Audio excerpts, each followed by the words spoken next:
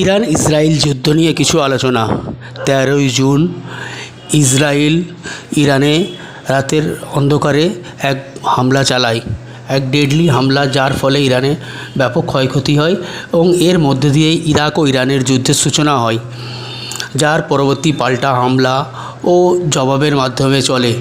ইসরায়েলের দাবি ছিল যে ইরান নিউক্লিয়ার তৈরি করছিল, যার ফলে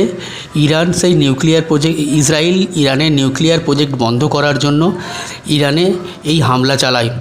কিন্তু এই দাবি ইরান পুরোপুরি নাকচ করে দিয়েছে। ইরান প্রথম থেকেই পুরোপুরি দাবি করে আসছে ইরানে কোনো রকম নিউক্লিয়ার বানানো হয়নি। ইরান শুধু ইউরেনিয়াম এই কারণে মজুত করে যে তার দেশে পারমাণবিক বৈদ্যুতিক শক্তি উৎপন্ন করতে পারে, যার জন্য ইরান ইসরায়েল যুদ্ধ কিছুদিন চলার মধ্যে ইসরায়েল অনেকটাই দমে পড়ে বা ইরানের কাছে মার খেতে থাকে। তখন ইসরায়েল দাবি করে আন্তর্জাতিক সাহায্যের, এবং আন্তর্জাতিক সাহায্য আমেরিকার কাছে দাবি করে। ইসরায়েল ও আমেরিকা যৌথভাবেও ইরানের পারমাণবিক চুল্লিগুলোর উপরে হামলা করে।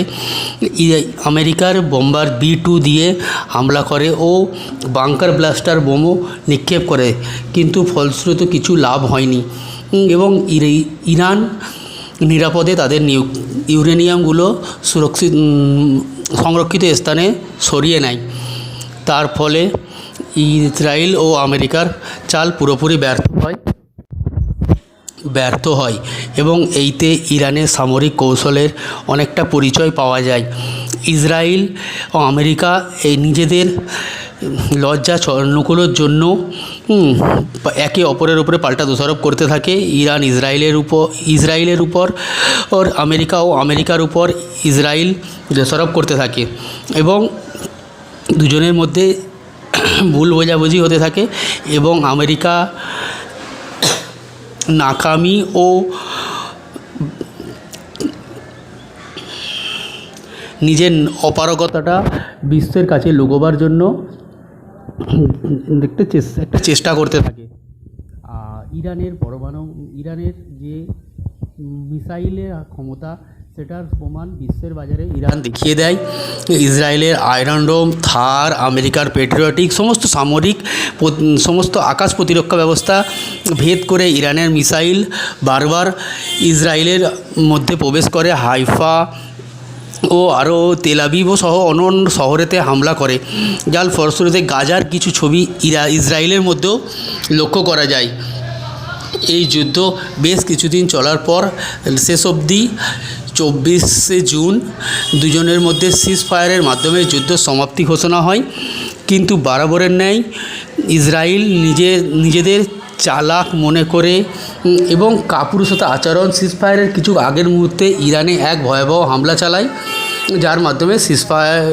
যার মাধ্যমে ও প্রমাণ করে দেয় যে ও বরাবরের মতো বেঈমান, গাদ্দার ও লুকিয়ে হামলা করার একটা দেশ। এখনও পর্যন্ত পাওয়া খবর অনুযায়ী ইরান এর কোনো উত্তর দেয়নি। ইরান সিজফায়ার এখনও অবধি মেনে চলছে। আগামীতে কি হয় বলা যাচ্ছে না, তবে আশা করা যায় সিজফায়ারের মাধ্যমে এই যুদ্ধটা শেষ হয়েছে এবং আমেরিকার বোমারু বিমান B-12 হামলার জবাবে কাতারে অবস্থিত আমেরিকান সেনাঘাঁটিতে ইরান হামলা করে। কিন্তু এই হামলার খবর আগে থেকেই কাতারকে দিয়ে দেওয়া হয়, যার ফলে আমেরিকার সেনাবেসে অবস্থিত আমেরিকান সৈন্যদের সেখান থেকে আগে থেকে সরিয়ে নেওয়া হয়, যার ফলে ইরান এই হামলার মাধ্যমে নিজের দাবি রক্ষা করে। ইসরায়েল নিজেদের নাক বাঁচানোর জন্য পাল্টা হামলা কিছু করে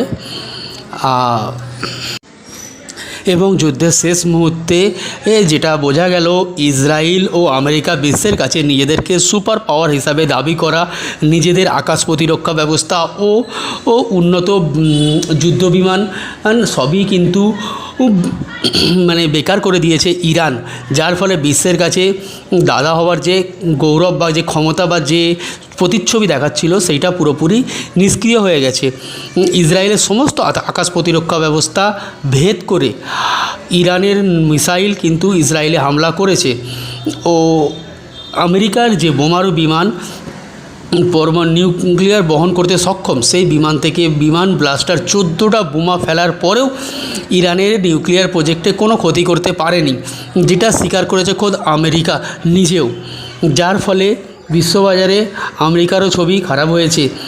এবং আমেরিকান F-35 বিমান ইরান সেটা নষ্ট করে দিয়েছে, যা আমেরিকা ও ইসরায়েলের গর্বের কারণ ছিল। সামরিক দিক থেকে নিজেদেরকে দাদা প্রতিপন্ন করার জন্য যে জিনিসগুলো দাবি করেছিল, সেই সমস্ত জিনিস কিন্তু এই যুদ্ধের মাধ্যমে ভেঙে পড়েছে, যার ফলে সিজফায়ার একদিক থেকে দেখতে গেলে এই দুজনের জন্য বাধ্য হয়ে পড়েছিল। কারণ যুদ্ধ যদি আরও দীর্ঘ চলতো, তাহলে আমেরিকা ও ইসরায়েল দুজনেরই বিশ্ববাজারে যে দাদা হওয়ার ছবি ছিল, সেটা পুরোপুরি নষ্ট হয়ে যেত। এদিকে ইরানেরও যে ক্ষয়ক্ষতি হয়নি তাও বলা যাবে না, ইরানেরও ব্যাপক ক্ষয়ক্ষতি হয়েছে, কিন্তু ইরান যুদ্ধে নত হয়নি। ইরান বরাবরই প্রত্যেক হামলার পাল্টা হামলা জবাব দিয়ে গেছে, যার ফলে ইরানের সর্বোচ্চ নেতা আয়াতুল্লাহ খামেনি যুদ্ধে লাস্টে যে সিজফায়ারের দাবি এসেছিল সেটাকে মেনে নিয়েছে। কারণ যুদ্ধ কারোর জন্যই ভালো নয়, যুদ্ধতে উভয় পক্ষই ক্ষয়ক্ষতি হয়, সেজন্য শান্তিপূর্ণভাবে সিজফায়ারের দাবি মেনে নিয়েছে। এটা এখনও পর্যন্ত পাওয়া লাস্ট আপডেট।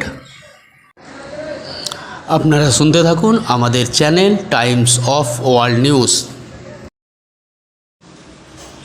এই যুদ্ধ চলাকালীন ইরানের সর্বোচ্চ নেতা আয়াতুল্লাহ খামেনির শেষ ঘোষণা ছিল, যদি যুদ্ধ দীর্ঘ চলে তাহলে হরমুজ প্রণালী, যেখান থেকে বিশ্বের সমস্ত পণ্যবাহী ও তেলবাহী জাহাজগুলো যাতায়াত করে, সেটা সম্পূর্ণরূপে বন্ধ করে দেওয়া হবে এবং এইটার জন্য দায়ী থাকবে একমাত্র আমেরিকা ও ইসরায়েল।